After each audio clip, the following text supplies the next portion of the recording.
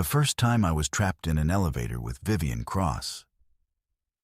I was holding a cardboard box containing a French press, 4 paperback novels, a phone charger that only worked at a specific angle, and what remained of 2 years of my life. The elevator doors closed. The elevator made a sound I can only describe as mechanical disappointment. And then everything stopped. I said, "That's probably fine." Vivian said nothing. She was looking at the panel of buttons with the expression of a woman who had been through enough to know that hoping doesn't pressurize a cable. My name is Jake Hale. I'm 33 years old. I'm a structural engineer, which means I spend most of my professional life calculating what things can bear before they give. The irony of being trapped inside a structural failure with my ex-girlfriend's mother was not lost on me. Nothing about that moment was lost on me. I had approximately 40 minutes to examine it from every angle, and I used all of them. Sophie and I had ended 6 weeks earlier. Not dramatically. That was the thing people never quite believed when I told them. There was no final argument. No discovered betrayal. No moment where someone threw something ceramic. We had dinner on a Tuesday. She said quietly that she didn't think this was working. I asked what she meant. She said, "You make everything feel permanent." I needed someone who could surprise me. I sat with that for a long moment and then said, "Okay." Because she wasn't wrong, exactly. She was just describing a quality I'd always understood as a virtue that she'd arrived at thinking of as a ceiling. We were decent to each other through the whole of it. That was the worst part. Decency at the end of something means there's nothing to be angry at. You're just left holding the weight of a relationship that dissolved cleanly, and you don't know what to do with the weight. You keep carrying it, because putting it down feels like it meant nothing. And you aren't sure yet if you're allowed to decide it meant nothing. I'd left a few things at Sophie's apartment. She texted me about them. Her mother was in town and would be there Thursday afternoon, if I could come by. Sophie herself was at work. I said that was fine, because I was a man who said things were fine even when they required him to carry a box of his previous life out of a building with his ex-girlfriend's mother watching. I had met Vivian Cross 3 times over 2 years. Once at Christmas, once at Sophie's birthday dinner, and once at a family brunch that turned out to involve her mother's very specific opinions about whether I was stable enough. Her phrasing, delivered with the practiced directness of someone who had stopped performing politeness somewhere in her early 50s and found the experience liberating. She was 54. She had Sophie's dark eyes and a version of Sophie's laugh that carried more weight in it. The same melody played in a lower register by someone who'd had more reasons to use it. She was also, in the way of all the most inconvenient things, genuinely interesting to talk to. I had filed this observation carefully under Do Not Examine, and then the elevator stopped, and I had 40 minutes with nothing else to look at. "Do you have signal?" she asked. I checked. "No." "I'll try the emergency line." She pressed the button.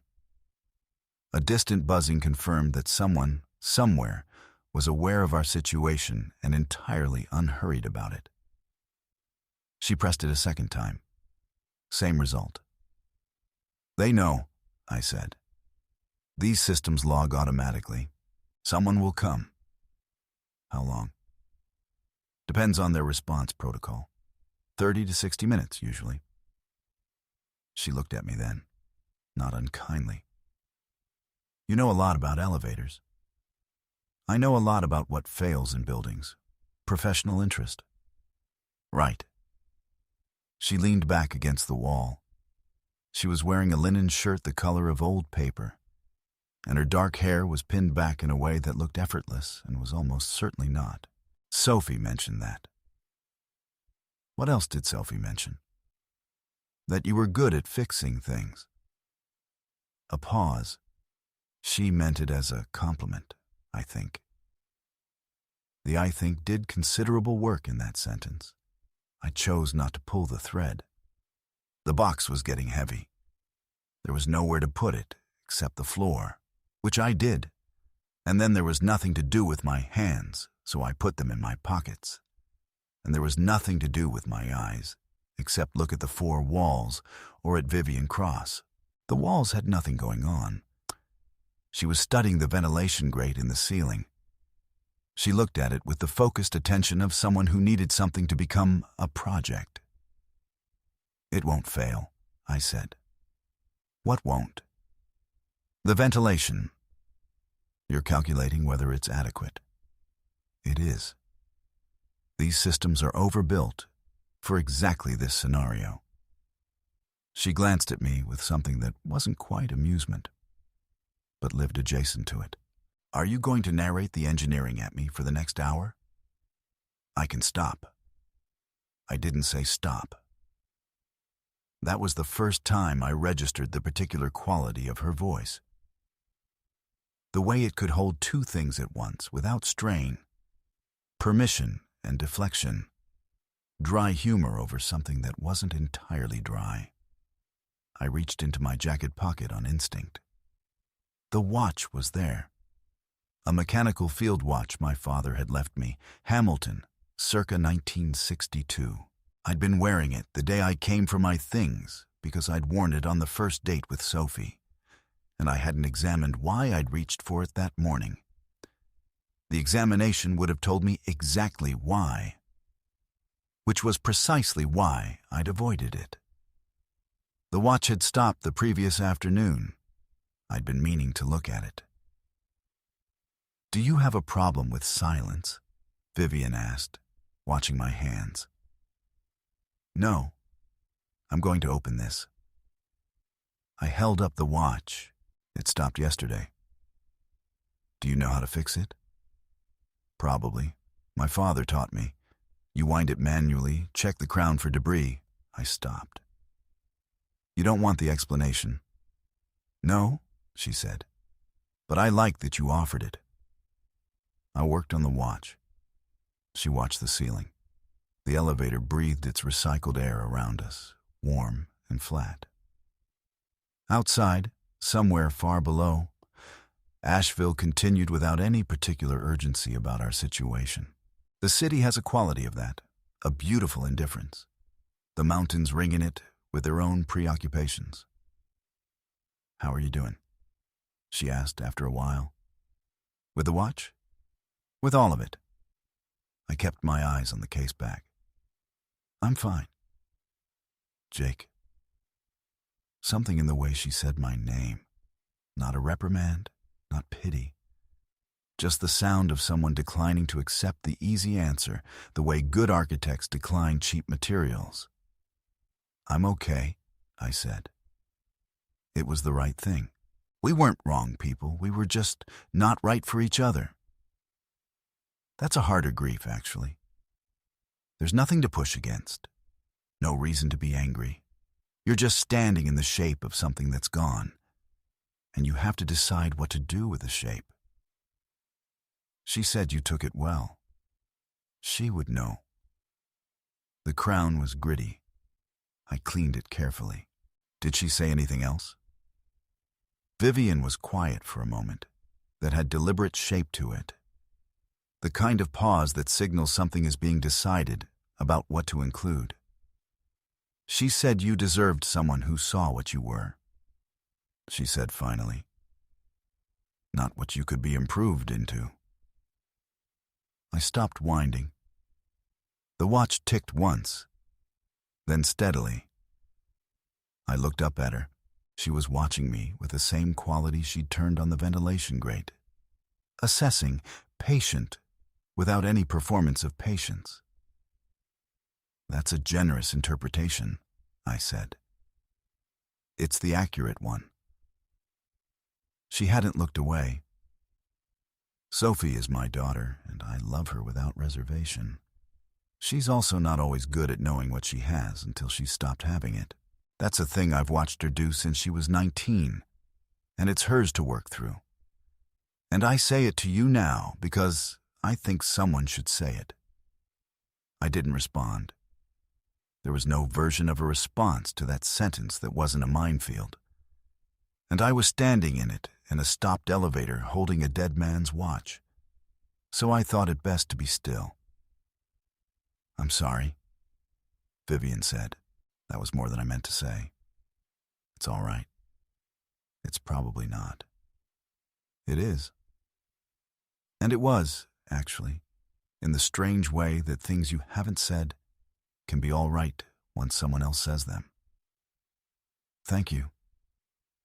She looked at me for a moment, and I thought she was going to say something else. Instead, she nodded once and looked back at the ceiling. But something had changed. Some pressure differential in the small space between us, like a room after someone opens a window. The elevator stayed stopped for another 22 minutes. We talked about her work, restoration architecture, she said, which explained several things about Sophie's childhood and also explained the professional assessment she'd been applying to the ventilation grate. We talked about Asheville in July, which is beautiful and merciless in equal measure. The mountains holding the heat in like a cupped palm. We did not talk about Sophie again. When the elevator finally shuddered back to life, Vivian exhaled, not relief exactly, but something like the resignation of returning to a world with more people in it. In the lobby, I picked up my box. She touched my arm, just her fingers at the inside of my elbow, brief and precise, the way you touch something you want to stop for a moment. "Jake." I looked at her. Her face was complicated in a way I didn't yet have the architecture to read. "Take care of yourself." "You too." She nodded. She walked toward the door. I watched her go the way you watch something leave when you're not entirely certain what you're watching leave. I went home. I put the box in the corner, unopened. I sat in my kitchen and wound the watch twice more, listening to it tick, thinking about things I had no useful framework for. She called on Saturday. I almost didn't answer. I answered. "It's Vivian." A half-beat. Cross. As if I might know another Vivian. "I know. Hi." I extended my stay in Asheville. I wanted to see if you'd want to have coffee. A pause. "I understand if that's strange." It was strange. It was, by any reasonable measure, one of the stranger calls I'd received in recent memory. And my college roommate once called me from inside a mall fountain. But I said yes, because I am a man who says yes to things when the alternative is spending Saturday, aware that I could have said yes. We met at a coffee shop on Lexington that I liked because the chairs were deliberately uncomfortable and made you feel like you'd accomplished something just by sitting in them. She arrived 4 minutes after I did, wearing a slate blue linen shirt this time, scanning the room with the quick efficiency of someone accustomed to reading unfamiliar spaces and knowing immediately what matters. She sat across from me, looked at the chair and said, "These are bad on purpose. Keeps the tables moving." I respect that. She flagged for coffee with the practiced ease of someone who has been ordering in unfamiliar places her whole life. "Thank you for coming." "Thank you for calling, I think." "You think." I'm still working out what social category this belongs to. The coffee arrived. She wrapped both hands around the cup. She had precise hands, the kind that moved with intention, and said, "There isn't one. That's actually why I called instead of texting." Texting felt like I was trying to normalize something that isn't. "It isn't normal," I agreed. "No." She looked at me directly, Her directness operated differently from Sophie's. Sophie was direct in the way of someone testing the temperature of things. Vivian was direct the way a building is load-bearing as a matter of structural necessity. But I enjoyed talking to you on Thursday, and I'm here until Monday, and I don't want to spend it in Sophie's apartment feeling like a houseplant. I laughed. I genuinely hadn't expected to laugh. She doesn't water you? She waters me fine. She just doesn't know what to do with me when I'm not being useful. A pause. We're working on it. I drank my coffee. She drank hers. Outside, Asheville performed its Saturday. Farmer's market. Good shoes. The specific quality of summer light that comes when the mountains catch it from the east and hold it for a moment before letting it go. Can I ask you something? I said. You can ask. In the elevator, when you said what you said about Sophie, were you saying it as her mother? I set my cup down. Or were you saying it because you believed it? She was quiet for a moment with real weight to it. Both, she said. I nodded slowly. That's more complicated than I was expecting. I'm a more complicated answer than most people expect, she said, without vanity. The way you state a structural fact, I should probably warn you. Consider me warned. She looked at me over the rim of her cup. Sophie's dark eyes and a face that had done more with them, carried more in them, held more carefully, and something in the air between us shifted approximately 2 degrees. Not enough that either of us had to name it, enough that both of us felt it land. I thought about the line. I was very conscious of the line. The line was, she is your ex-girlfriend's mother. The line was, you shared 2 years with her daughter. The line was, there is a version of this that complicates everyone's life significantly. I had built the line carefully in the elevator on Thursday, and I was inspecting it now the way I inspect calculations before signing off on them, looking for where they fail under load. Tell me about your work, I said. She told me about her work. We stayed 2 hours. The chairs were genuinely terrible. Neither of us moved toward leaving. She texted that evening. I was making rice and chicken, the functional meal of a man who had stopped cooking for 2 and hadn't yet recalibrated the quantities. When my phone lit up on the counter, I walked past a hardware store and thought you'd want to know they have a clockmaker's kit in the window, in case your watch needs anything. I put down the spoon. I looked at that text in the way you look at something you were not expecting to find in a place you walked into casually. I typed back, it's running, but noted, 3 minutes. Good. It's a good watch. I put the phone face down and stood there with my arms braced against the counter, looking at the far wall. The far wall was not interesting. The far wall was not Vivian Cross and was considerably safer than either of the alternatives. I stood there for a while. Mrs. Aldrich knocked at 8. She was 77 and had lived in this building since before its last renovation and had cataloged every change made to it, since with the precision of a woman who understood that structures have memories. She came by periodically with things she'd made too much of. Tonight, it was a corn and poblano soup that smelled like someone had decided to solve structural problems through heat and patience.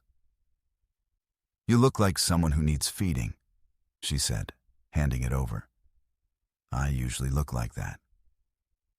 You look like it differently tonight. She leaned against the door frame with the ease of someone who stopped asking permission to occupy space years ago.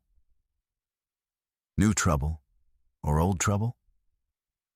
New, historically complicated. Those are the only kinds worth having. She looked at the container in my hands. Heat it slowly, Don't rush it. Things that have been built carefully don't like to be hurried. She turned and moved back down the hall, her slippers quiet against the floor. And Jake, stop standing in the middle of your apartment calculating things. Go be in the world. She didn't look back. She didn't need to. I closed the door. I heated the soup slowly. I did not let it boil. I thought about things being built carefully, and what that meant for things that hadn't been built yet. And I ate alone in my kitchen, and the watch ticked on the table beside me. Vivian texted Sunday morning. She was going to the River Arts District. Did I know it? I knew it. I met her there at 11. The district is what Asheville does well. Old industrial space repurposed, the French Broad moving alongside everything, murals on every second surface. She moved through it the way she'd moved through the coffee shop. Reading it, stopping where something warranted stopping, not performing interest in things that hadn't earned it. We were in front of a large, abstract mural. Warm geometry, the colors of late afternoon and early autumn. When her phone rang, she looked at the screen.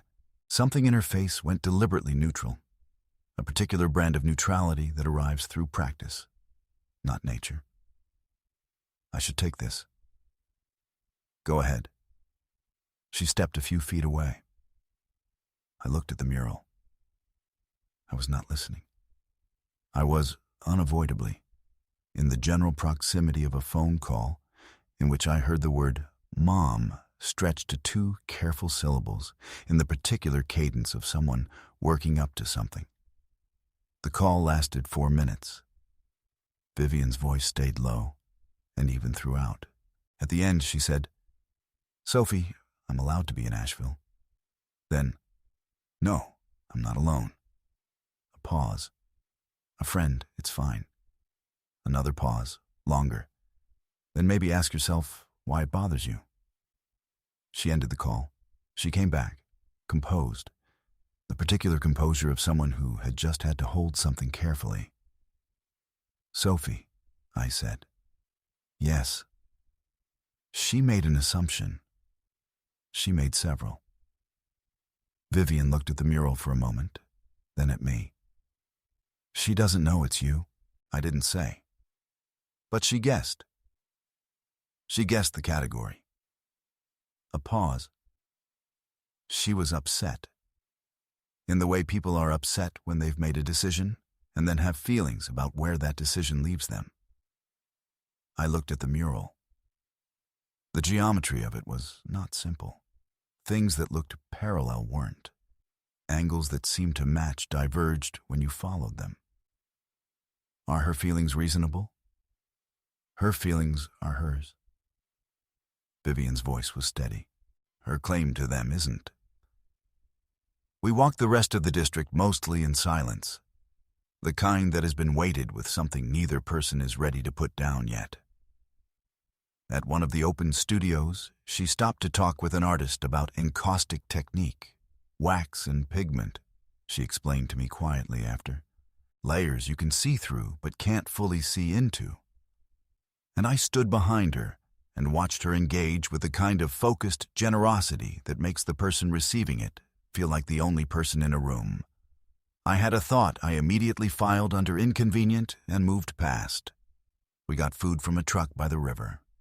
We sat on a low wall, feet not quite touching the ground, and the heat of the afternoon pressed down around us in the particular way of Asheville in July. Saturated and still. The air thick with the smell of the river and cut grass and something citrus and clean from her hair, carried to me on whatever small movement of air existed in that stillness. Her knee was an inch from mine.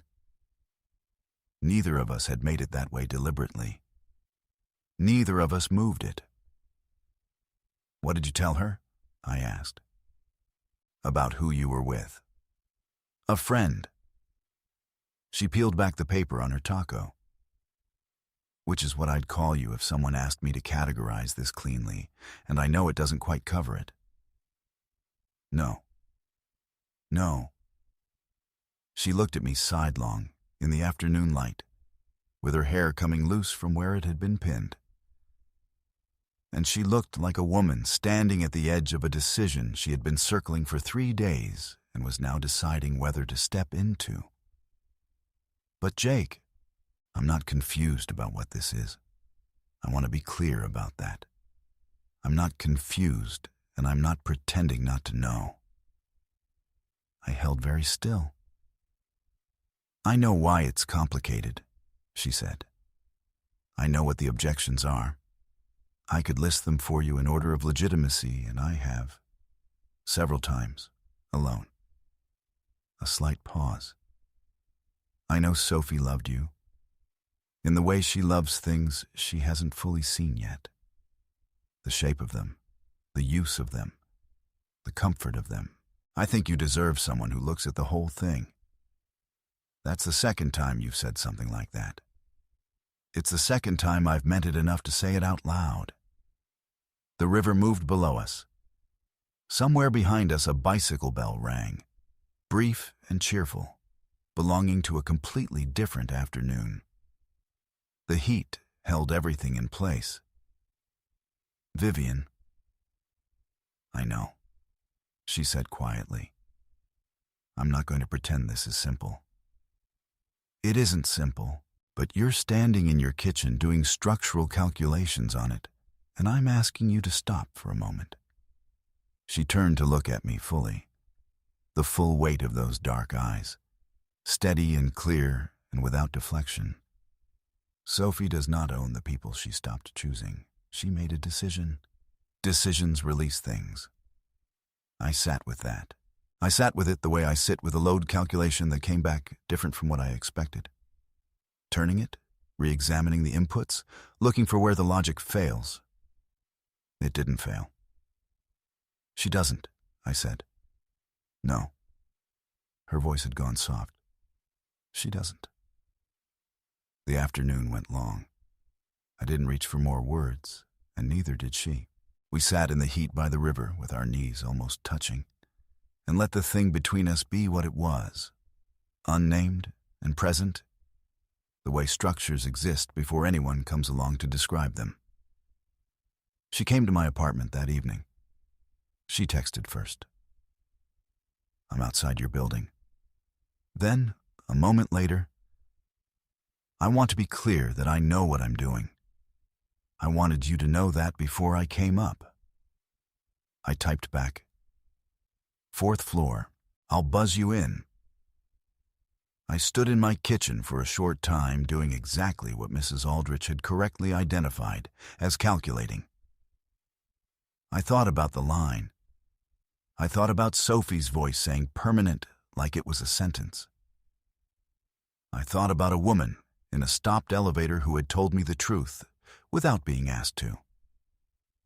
I thought about what it meant to be worth seeing clearly. Then I stopped calculating.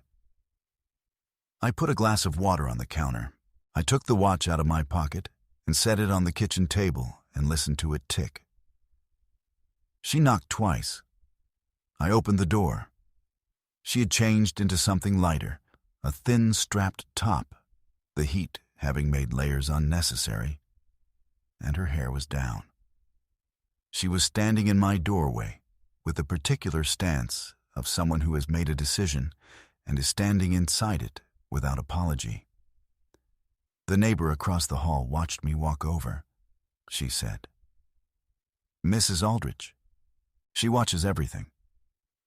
Does she approve? She brought me soup last night. That's her version of yes. Something softened in Vivian's face. Good neighbor. Come in. She came in.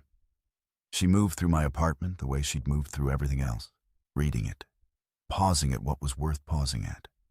She stopped at the bookshelves. She examined the drafting table. She picked up a small model of a truss bridge I'd built in grad school and kept without entirely knowing why. You made this.